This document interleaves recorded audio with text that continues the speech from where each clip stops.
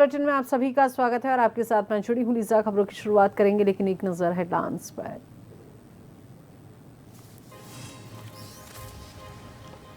देहरादून में Asian open short track speed skating trophy शुरू। चीन, कोरिया समेत 14 देशों के 270 से अधिक खिलाड़ी पहुंचे। 20 अगस्त तक होंगे मुकाबले।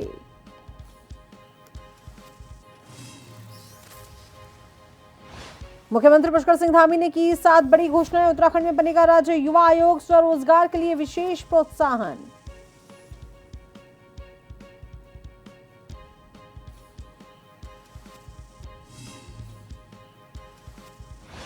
उत्तराखंड में 1.5 घंटे तक हाथियों का तांडव। शिक्षकों से भरे टेम्पो ट्रैवलर पर किया हमला। जान बचाकर भागे, वाहन में की तोड़फोड़।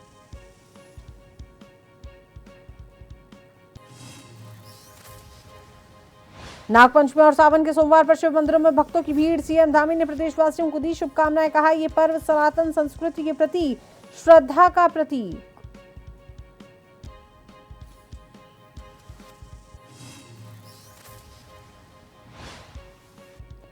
देहरादून, उधम सिंह नगर समेत 6 जिलों में बारिश। लैंडस्लाइड से पिथौरागढ़ में 20 से ज्यादा सड़कें बंद। मौसम विभाग ने सावधानी बरतने की दी सलाह।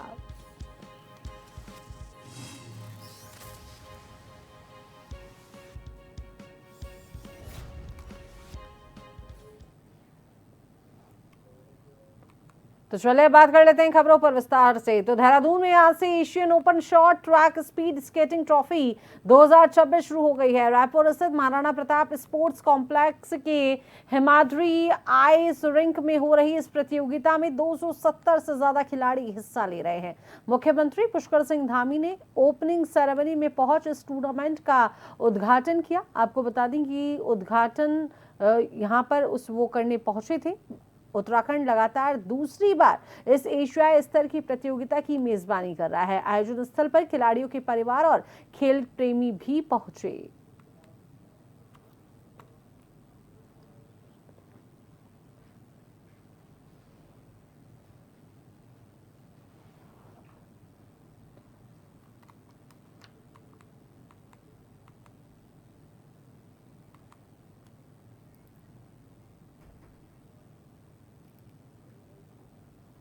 मुझे विश्वास है कि इस सफेद बर्फीले मैदान पर हो रहा यह आयोजन विश्व को शांति का संदेश देगा।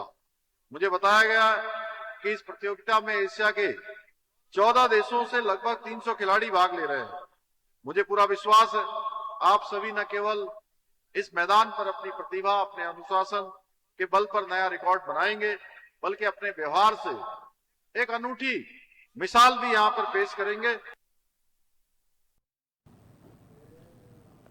उत्तराखंड के मुख्यमंत्री पुष्कर सिंह धामी ने प्रदेशवासियों को नाग पंचमी के पावन पर्व की हार्दिक बधाई और शुभकामनाएं दी।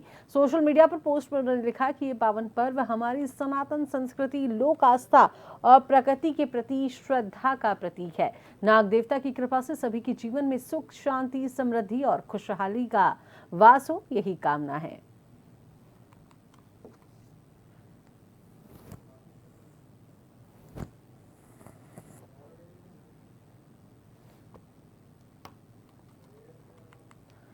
4.5 साल में 34,000 युवाओं को सरकारी नौकरी देने के बाद मुख्यमंत्री पुष्कर सिंह धामी ने अब कौशल, स्वरोजगार और उद्यमिता के क्षेत्र में नए अवसर देने की घोषणा की है। सरकार पहले से मुख्यमंत्री स्वरोजगार योजना और देवभूमि उद्यमिता योजना संचालित कर रही है। स्वतंत्रता दिवस पर भी की गई 7 घोषणाओं में 4 सीधे युवाओं से जुड़ी हुई हैं। चमोली, पौड़ी, अल्मोड़ा में विशेष औद्योगिक पार्क विकसित किए जाएंगे। वहीं 18 से 30 वर्ष के युवाओं के लिए मुख्यमंत्री युवा स्वरोजगार एवं उद्यमिता प्रोत्साहन योजना शुरू की जाएगी और इसके तहत आईआईटी और आईआईएम जैसे संस्थानों के सहयोग से निःशुल्क प्रशिक्षण और उद्यम स्थापित करने के लिए बैंक ऋण की 30% राशि अनुदान के रूप में दी जाएगी।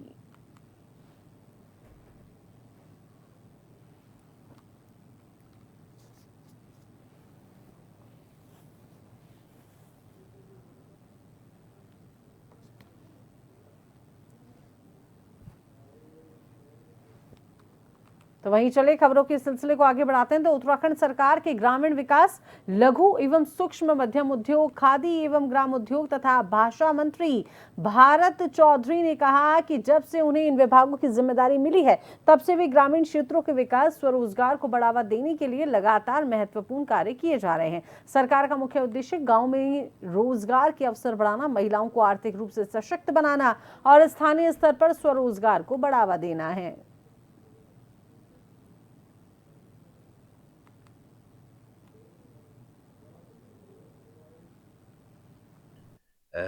अगर ग्राम्य विकास की हम बात करें तो लगभग सभी जिलों का भ्रमण करके, सभी जिलों में समीक्षा बैठकें करके और जितनी भी योजनाएं जो हैं इस समय उत्तराखंड सरकार की या भारत सरकार की गतिमान हैं, उनकी ये सुनिश्चित कर लिया है कि वो ठीक ठाक तरीके से संचालित हों।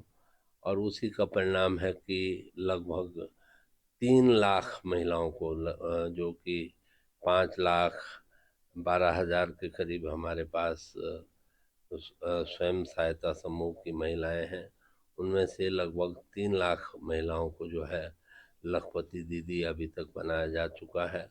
और ये भी सुनिश्चित किया गया है कि उनकी जो आय है वो एक सस्टेनेबल इनकम हो, लॉन्ग टर्म हो, बल्कि फॉर एवर हो, और उसमें और ज़्यादा वृद्धि हो, इस बात के भी प्रयास हैं। विकासखंड में सोमवार को शिक्षक भवन खुमाड़ में मुख्यमंत्री पुष्कर सिंह धामी की ओर से संचालित योजनाएं श्रम विभाग द्वारा पंजीकृत करीब 400 श्रमिकों को श्रम किट वितरित किए गए। कार्यक्रम में सल्ट विधायक प्रतिनिधि हरिराम आर्य ने कार्यक्रम का शुभारंभ किया और इस दौरान श्रमिकों की आर्थिक एवं सामाजिक उत्थान के लिए संचालित विभिन्न योजनाओं की विस्तार पूर्वक जानकारी दी गई।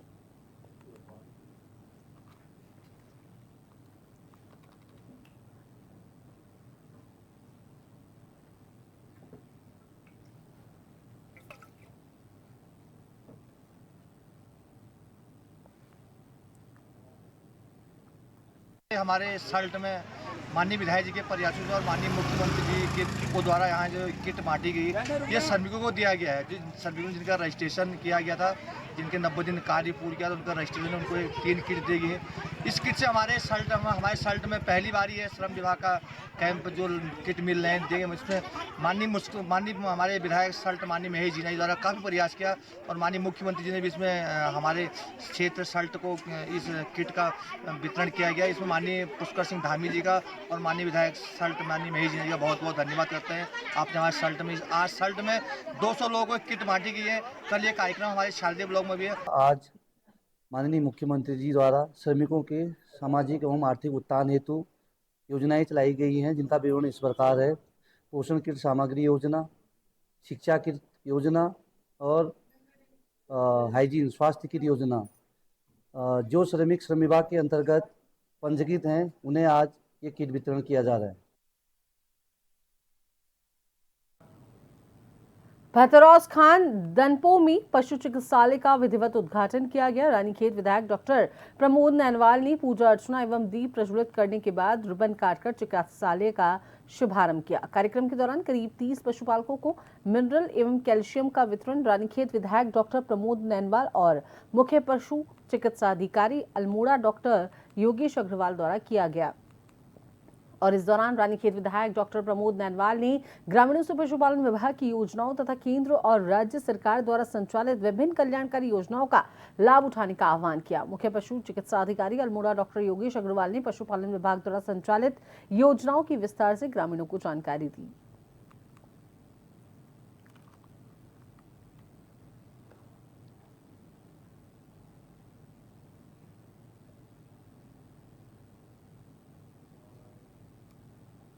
जो भतरौस खान और ककलासों क्षेत्र में का जो एक हमारा पशु सेवा केंद्र था, इसका उच्चीकरण माननीय हमारे मंत्री कैबिनेट मंत्री आदरणीय सौरभ बहुगुणा जी के आशीर्वाद से हुआ है। और मैं इसके लिए हमारे माननीय मुख्यमंत्री जी, माननीय मंत्री जी और माननीय अजय टम्टा जी का बहुत आभार व्यक्त करता हूँ कि हमारे क्षेत्र में, चूँकि ये सल्ट क्षेत्र का जो तल्ला सल्ट इलाका है और ककलासों के अलावा धुराफाट और जो नैनीताल का जो बेतालघाट क्षेत्र के जो सीमांत गाँव है, इन गाँव के पशुपालकों को बहुत दिक्कत होती थी। जब उनके पशु बीमार होते थे या कोई दिक्कत होती है। सरकारी योजना भी बहुत सी सरकार द्वारा चलाई जा रही है, कल्याणकारी योजनाएं, तो उनके लिए यहाँ के जो यहाँ चूँकि चिकित्सालय नहीं होने के कारण उनको दिक्कतों का सामना करना पड़ता था। हमारे यहाँ चिकित्सालय का उच्चीकरण हो गया है, यहाँ डॉक्टर आ गए, यहाँ फार्मासिस्ट आ गए और तमाम यहाँ सुविधाएं उपलब्ध होंगी। उसका फायदा क्षेत्रीय ग्रामीण लेंगे। पशुपालन विभाग में हमारा जो भतरोज कान क्षेत्र है, माननीय विधायक जी है प्रमोद नंदलाल जी, उनके प्रयासों से हमारा जो राज्य सरकार ने उच्चीकरण किया है पशु सेवा केंद्र का, पशु चिकित्सालय में इसको परिवर्तित किया गया है। और जो हमारी विभागीय सुविधाएं दूरस्थ क्षेत्रों में यहाँ के पशुपालकों को जाना पड़ता था, भिकियासेठ अथवा ताड़ीखेत,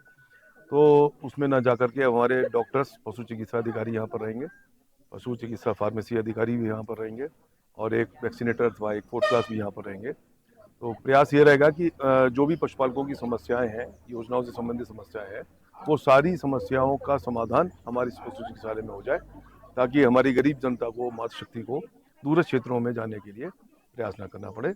यही हमारा प्रयास रहेगा। और विधायक जी का जो उन्होंने इस प्रयास के लिए सफल कराने के लिए काफ़ी मेहनत की है और हमें दिशा निर्देश भी दिए हैं समय समय पर। उनके प्रयासों से हमने यहाँ पर योजनाएं भी दी हैं। मैं चाहूँगा कि समस्त क्षेत्रीय पशुपालकों से कि इन योजनाओं का और विभागीय जो सुविधाएं हमारी हैं पशुपालन विभाग की, उनसे जरूर लाभान्वित हों। आयुक्त गढ़वाल मंडल आनंद स्वरूप ने सोमवार को जिला कार्यालय गोपेश्वर के विभिन्न प्रमुख अनुभागों का निरीक्षण किया। उन्होंने न्यायिक अनुभाग, राजस्व अनुभाग, संग्रह अनुभाग, भूलेख अनुभाग, स्टोर कक्ष एवं संग्रहालय का निरीक्षण कर संबंधित अधिकारियों एवं कर्मचारियों से कार्यों की प्रगति और व्यवस्थाओं की जानकारी ली। न्यायिक अनुभाग के निरीक्षण के दौरान उन्होंने पटल पर लंबित प्रकरणों की स्थिति की जानकारी लेते हुए पुराने प्रकरणों का समयबद्ध निस्तारण सुनिश्चित करने के निर्देश दिए। उन्होंने लाइसेंसों के सत्यापन तथा शस्त्र लाइसेंस से संबंधित प्रकरणों की भी जानकारी ली और पेंडेंसी को प्राथमिकता के आधार पर दूर करने के निर्देश दिए।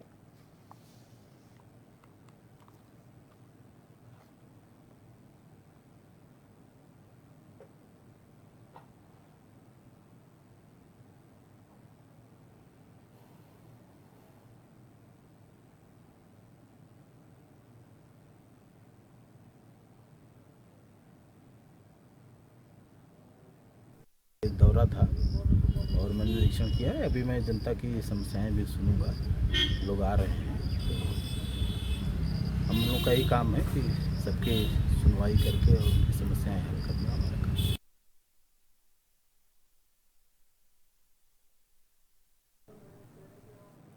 तो चलिए इसी बीच वक्त चला है एक छोटे से ब्रेक का।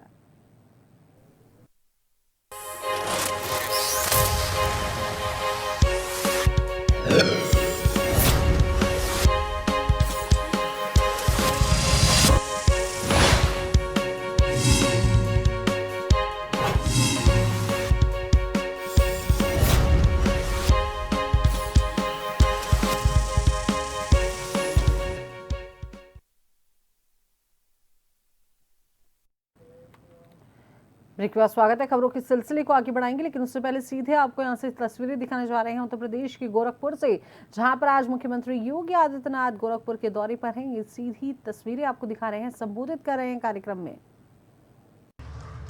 ओपन जिम का निर्माण हो, हर विकास खंड में मिनी स्टेडियम, हर जनपद में स्टेडियम, हर कमिश्नरी स्तर पर एक स्पोर्ट्स कॉलेज और हर स्पोर्ट्स कॉलेज में एक सेंटर ऑफ एक्सीलेंस।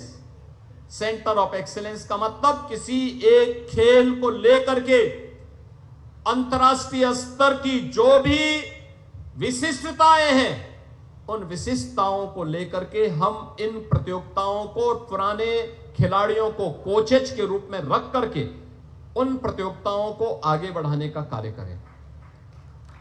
जब ये सारी चीजें बनेंगी, ये इकोसिस्टम बनाने का काम हुआ। पहले यूपी में स्पोर्ट्स यूनिवर्सिटी नहीं थी, अब हमने मेजर ध्यानचंद हॉकी के जादूगर के नाम पर मेरठ में स्पोर्ट्स यूनिवर्सिटी बना दी है। अब वहां एक कार्य प्रारंभ हो गया है, पाठ्यक्रम प्रारंभ हो गए हैं, नई नई प्रतियोगिताएं वहां प्रारंभ हो गई हैं, वर्ल्ड क्लास इंफ्रास्ट्रक्चर दिया जा रहा है। डबल इंजन की सरकार के स्तर पर कोई कमी नहीं। युवाओं को इस अवसर का लाभ लेना चाहिए। और याद रखना, खेल और खेलकूद की गतिविधियों से जितना हमारा युवा जुड़ेगा उतना ही नशा से दूर रहेगा। याद रखना, दो प्रकार का नशा वर्तमान में पूरी युवा पीढ़ी के जीवन के साथ खिलवाड़ कर रहा है। एक नशा वह है जो ड्रग आदि नशीली पदार्थों के कारण पैदा हुआ है। नशा माफिया युवा पीढ़ी को निगल करके भारत को खोखला बनाना चाहता है। हमें उसके खिलाफ लड़ाई लड़ने के लिए तैयार होना पड़ेगा। हर एक जागरूक नागरिक को, हर राष्ट्रभक्त को इसके खिलाफ लड़ाई लड़ने के लिए तैयारी करनी चाहिए। और दूसरा, स्मार्टफोन का नशा। स्मार्टफोन का नशा, जितना समय आप स्मार्टफोन पर खर्च करते हैं उसमें से 90% फिजूल का है। 10% ही मात्र आपके उपयोग के लिए भी नहीं है। अगर वह 6 घंटे 5 घंटे आप बचत कर सकें, उनमें से केवल 1 घंटा अपने शरीर के लिए दे सकें तो स्वस्थ हो जाएंगे। शरीर स्वस्थ होगा तो मस्तिष्क स्वस्थ होगा, मस्तिष्क स्वस्थ होगा तो भारत को सशक्त और समर्थ बनाने में आप अपना योगदान दे पाएंगे और बेहतरीन योगदान दे पाएंगे। मानसिक तनाव से बचे रहेंगे। हर प्रकार की, किसी भी प्रकार की चुनौती से अपने आप को मुकाबला करने के लिए तैयार पाएंगे। और उस तैयारी के लिए आज अपने आप को तैयार करना। एक पहलवान दंगल करने के लिए जाता तो सबसे पहले उसके लिए क्या होता है? किसी भी खिलाड़ी के लिए पहला नियम क्या होता है? आत्मानुशासन का होता है, आत्म संयम का होता है। समय पे जगता है, समय पे सोता है, खान पान के नियमों का पालन करता है, गुरु शिष्य की परंपरा का अनुपालन करता। आप देखते होंगे जब पहलवान आता अखाड़े में, कोच को भी पढ़ना। तो चलो एक बार फिर से रुक कर लेते हैं खबरों की ओर। आयुष्मान कार्ड के जरिए इलाज में फर्जीवाड़े की शिकायतों को लेकर अब स्वास्थ्य विभाग सख्त नजर आ रहा है। स्वास्थ्य मंत्री सुबोध उनियाल ने कहा है कि इस मामले को लेकर उनके द्वारा बैठकें भी की गई हैं। फर्जीवाड़े में शामिल पाए गए कुछ अस्पतालों को आयुष्मान योजना से बाहर किया गया है और शिकायतों पर सख्त कार्रवाई की जा रही है। स्वास्थ्य मंत्री ने कहा कि सरकार का प्रयास है कि आयुष्मान और गोल्डन कार्ड धारकों को इलाज के लिए किसी अस्पताल से वापस न लौटना पड़े। इस संबंध में सरकार से भी बातचीत की गई है।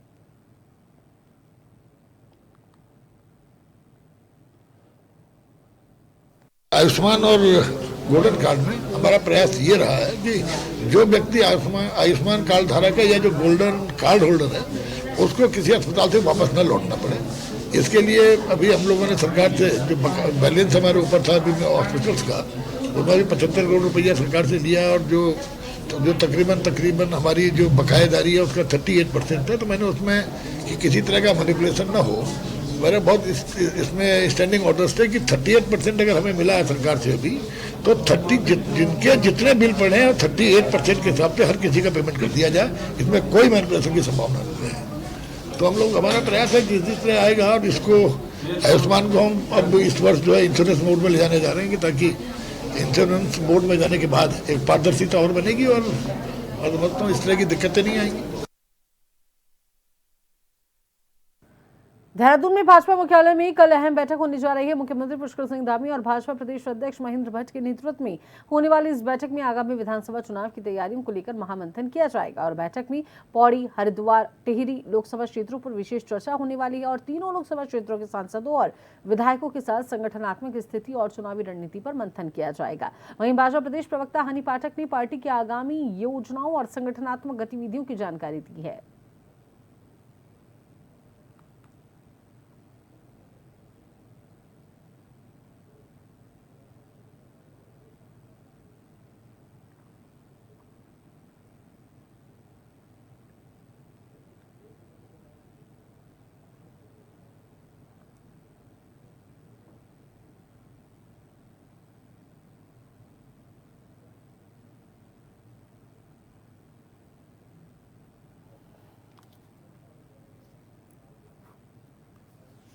पहले भी कुमाऊं मंडल की भी बैठक हो चुकी है जिसमें सभी कुमाऊं के हमारे सांसदगण विधायकगण मौजूद रहे हैं। पूरी एक समन्वय बैठक रही है और आगामी चुनाव को लेकर पूरी चर्चा भी करी गई है। उसी के तहत कल भी यहाँ पे प्रदेश कार्यालय में एक और बैठक गढ़वाल सभी सांसदों की और सभी विधायकों की गढ़वाल के यहाँ पर बैठक करी जाएगी प्रदेश कार्यालय में, जिसमें माननीय मुख्यमंत्री जी भी रहेंगे, प्रदेश अध्यक्ष भी रहेंगे। इन सब चीजों के साथ एक बैठक करी जाएगी जिसमें आगामी चुनाव को देखते हुए और जितनी हमारी भारतीय जनता पार्टी की सभी योजनाएं हैं, जो हमने कार्य किए हैं, इन सब चीजों को लेकर मंथन भी किया जाएगा। देवतुल्य जनता के पास कितनी हमारी योजनाओं के पूरे चीजें पहुंची हैं, कितनी नहीं पहुंची हैं, उसमें अगर विलंब हुआ है तो क्यों हुआ है, इन सब चीजों पर भी विचार विमर्श किया जाएगा। क्योंकि भारतीय जनता पार्टी अगर देखा जाए तो पूरी तरह से जनता को समर्पित पार्टी है, तो जनता को किसी भी प्रकार की कोई परेशानी न हो उसको लेकर भी इस बैठक में चर्चा करी जाएगी। डोईवाला की खैरी गांव निवासी डॉक्टर जसप्रीत कौर व साथी सदस्य टीम ने एक ऐसी डिवाइस तैयार की है जिसकी सहायता से प्रदेश में आने वाली आपदाओं की सूचना तुरंत प्रसारित की जा सकेगी। क्योंकि आपदा के दौरान अक्सर देखा जाता है कि नेटवर्क सेवा बंद हो जाती है, जिससे सूचना का आदान प्रदान नहीं हो पाता, रेस्क्यू टीम समय पर नहीं पहुंच पाती है। खैरी गांव निवासी डॉक्टर जसप्रीत कौर ने अपनी टीम के साथ मिलकर device for wireless network extension नामक वायरलेस डिवाइस को डिजाइन किया है, जिससे भारत सरकार के पेटेंट कार्यालय में भी पंजीकृत कर लिया गया है। डिजाइन पंजीकरण का प्रमाण पत्र टीम को मिल चुका है।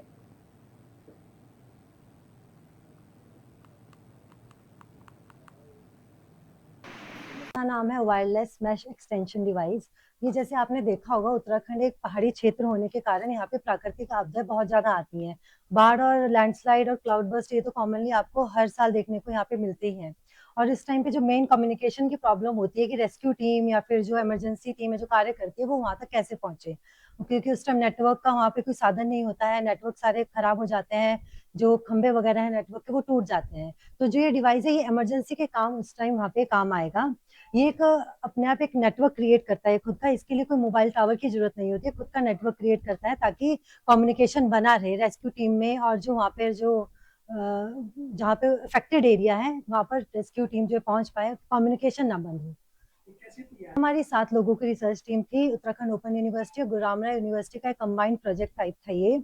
और इसमें जो हमारे प्रोजेक्ट हेड थे डॉक्टर रंजू जोशी मैम और डॉक्टर गीता रावत मैम, ये हमारे प्रोजेक्ट हेड थे। उनके अंडर हम और 5 मेंबर्स थे जिनकी कंप्लीट टीम थी और ये कार्य किया गया। जो इनका जो अचीवमेंट है, मतलब दिस इज समथिंग कि जो हम पहली बार एक्सपीरियंस कर रहे हैं अपनी फैमिली में या फिर अपने क्लोज के एरिया में, अपने गांव में। तो ये एक बहुत ही खुशी की चीज़ है कि जो एक अभी तक सिर्फ हम सुनते थे कि रिसर्च हो रही है और कोई प्रोजेक्ट बन रहा है, बट अब हम अपनी आंखों के सामने हम उसको एक्सपीरियंस कर रहे हैं कि वो कैसे प्रोजेक्ट बनता है और वो कैसे मार्केट तक पहुंचता है, मतलब एप्लीकेशन पार्ट। तो अभी तक जो एजुकेशन है उसको प्रैक्टिकली कैसे हम यूटिलाइज कर रहे हैं वो चीज़ हम खुद से एक्सपीरियंस कर रहे हैं फर्स्ट हैंड। जन उत्तराखंड के इस बुलेटिन में इतना ही। बने रहिए जन टीवी के साथ। नमस्कार।